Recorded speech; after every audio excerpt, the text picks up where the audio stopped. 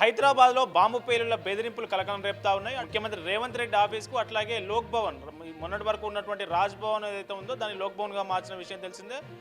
లోక్ భవన్కు అట్లాగే సీఎం ఆఫీస్కు ఖచ్చితంగా వీటిని ఖాళీ చేయాలని, లేదంటే బాంబులు పేలుతాయి, రెండిట్లలో రెండు భయంకరమైన బాంబులు ఉన్నాయని వాటిని పేల్చివేస్తామంటూ ఖాన్ అనే వ్యక్తి పేరుతో గవర్నర్ కార్యాలయానికి ఒక లేఖ రావడం జరిగింది. ఆ లేఖను చూసిన అధికారులు షాక్ అయ్యారు. వెంటనే ప్రత్యేక పోలీసు స్క్వాడ్ బృందం ఏదైతే బాంబు స్క్వాడ్ బృందం రంగంలోకి దిగింది. ఇటు లోక్ భవన్లో అట్లాగే సీఎం ఆఫీస్ దగ్గర రెండు చోట్ల తనిఖీలు నిర్వహించడం జరిగింది. ఈ తనిఖీల్లో ఎక్కడ బాంబులు లేవని గుర్తించారు.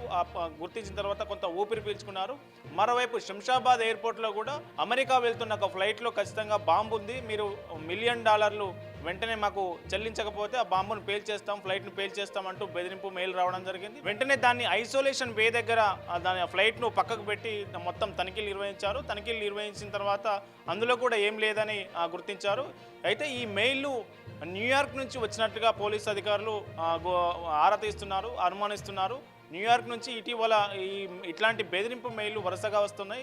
అయితే సీఎంఓ ఆఫీస్కే బెదిరింపు మెయిల్ రావడం పట్ల పోలీస్ ప్రత్యేక బృందం దీని మీద నిఘా ఉంచిందని చెప్పవచ్చు. ఇటు రాజ్ భవన్కు సీఎంఓ ఆఫీస్కు మొట్టమొదటిసారిగా ఇట్లాంటి బాంబు బెదిరింపులు రావడం ఇది మొదటిసారి. దీనిపై కేసు నమోదు చేసినటువంటి పోలీసులు దర్యాప్తు చేస్తూ ఉన్నారు. మరోవైపు శంషాబాద్ ఎయిర్పోర్ట్కు సంబంధించి ఫ్లైట్లో బాంబు బెదిరింపు అనే దాని మీద కూడా పోలీసులు కేసు నమోదు చేసుకొని దర్యాప్తు చేసిన పరిస్థితి కనిపిస్తూ ఉంది. మొత్తానికి బాంబు బెదిరింపులతో హైదరాబాద్లో ఒక కలకలం రేగిందని చెప్పవచ్చు. ఈ బాంబు బెదిరింపుల వెనుక ఎవరున్నారు, ఎక్కడి నుంచి ఇట్లాంటి మెయిల్స్ వస్తున్నాయి దాని మీద పోలీసులు ఆరా తీస్తున్నారు. అయితే ఖాన్ అనే వ్యక్తి పేరుతో ఈ మెయిల్ రావడం పట్ల కొంత లోతుగా దర్యాప్తు చేసే అవకాశం ఉన్నట్లు మనకు తెలుస్తూ ఉంది.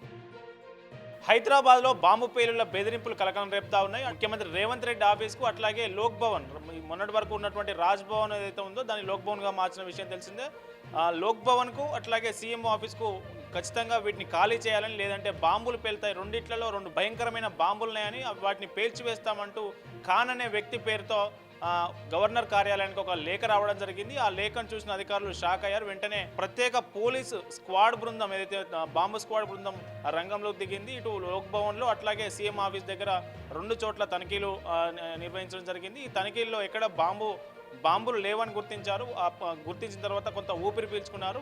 మరోవైపు శంషాబాద్ ఎయిర్పోర్ట్లో కూడా అమెరికా వెళ్తున్న ఒక ఫ్లైట్లో ఖచ్చితంగా బాంబు ఉంది, మీరు $1 మిలియన్ వెంటనే మాకు చెల్లించకపోతే ఆ బాంబును పేల్చేస్తాం, ఫ్లైట్ను పేల్చేస్తాం అంటూ బెదిరింపు మెయిల్ రావడం జరిగింది. వెంటనే దాన్ని ఐసోలేషన్ వే దగ్గర దాని ఫ్లైట్ను పక్కకు పెట్టి మొత్తం తనిఖీలు నిర్వహించారు. తనిఖీలు నిర్వహించిన తర్వాత అందులో కూడా ఏం లేదని గుర్తించారు. అయితే ఈ మెయిల్లు న్యూయార్క్ నుంచి వచ్చినట్టుగా పోలీసు అధికారులు ఆరా తీస్తున్నారు, అనుమానిస్తున్నారు. న్యూయార్క్ నుంచి ఇటీవల ఇట్లాంటి బెదిరింపు మెయిల్లు వరుసగా వస్తున్నాయి.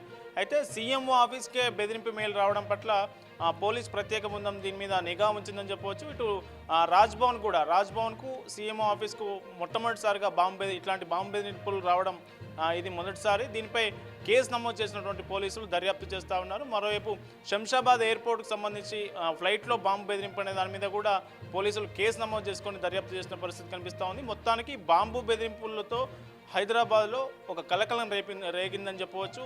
ఈ బాంబు బెదిరింపుల వెనుక ఎవరున్నారు, ఎక్కడి నుంచి ఇట్లాంటి మెయిల్స్ వస్తున్నాయి దాని మీద పోలీసులు ఆరా తీస్తున్నారు. అయితే ఖాన్ అనే వ్యక్తి పేరుతో ఈ మెయిల్ రావడం పట్ల కొంత లోతుగా దర్యాప్తు చేసే అవకాశం ఉన్నట్లు మనకు తెలుస్తూ ఉంది.